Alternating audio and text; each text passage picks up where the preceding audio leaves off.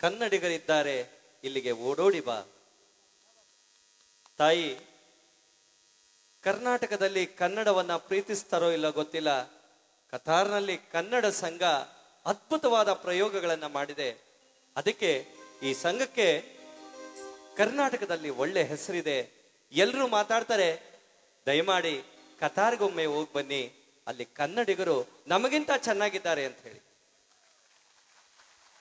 ಎಲ್ಲರ ಬಾಯಲ್ಲಿ ಕೇಳ್ತಾರೆ, ನಾವು ಕತಾರ್ಗೆ ಹೊರಟಿದೀವಿ ಅಂದ್ರೆ ದಯಮಾಡಿ ಸಾಧ್ಯವಾದ್ರೆ ನನ್ನನ್ನು ಕರ್ಕೊಂಡು ಹೋಗು ಅನ್ನೋ ಮಟ್ಟಿಗೆ ಕತಾರ್ ಸಂಘ ಅವರ ಮನಸ್ಸಿನಲ್ಲಿ ಮನೆ ಮಾಡಿದೆ. ಅಂತಂದ್ರೆ ನೀವೆಷ್ಟು ಹೃದಯ ವೈಶಾಲ್ಯವನ್ನ ಹೊಂದಿದ್ದೀರಿ ಅಂತ ಹೇಳಿ ನಾವಿಲ್ಲಿ ಹೇಳ್ಬೇಕಾಗಿಲ್ಲ. ಜನರ ಬಾಯಲ್ಲಿ ನಾವು ಬೆಂಗಳೂರಿನಲ್ಲಿ ಕೇಳ್ತಾ ಇದೀವಿ, ಕರ್ನಾಟಕದಲ್ಲಿ ಕೇಳ್ತಾ ಇದೀವಿ.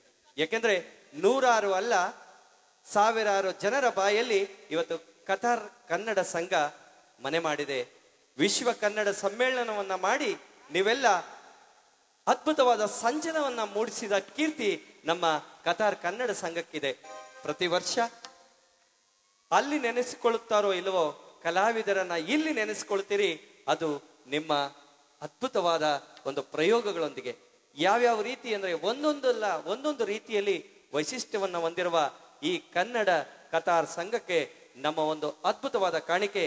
ಈಗ ಒಂದು ಅದ್ಭುತವಾದ ಗೀತೆ, ಕರ್ನಾಟಕದ ಇತಿಹಾಸದಲ್ಲಿ ಎನ್ನುವ ಗೀತೆಯೊಂದಿಗೆ ಪ್ರಾರಂಭಿಸ್ತಿದ್ದೇವೆ. ಕೇಳಿ, ಚಪ್ಪಾಳೆ ನೀಡಿ.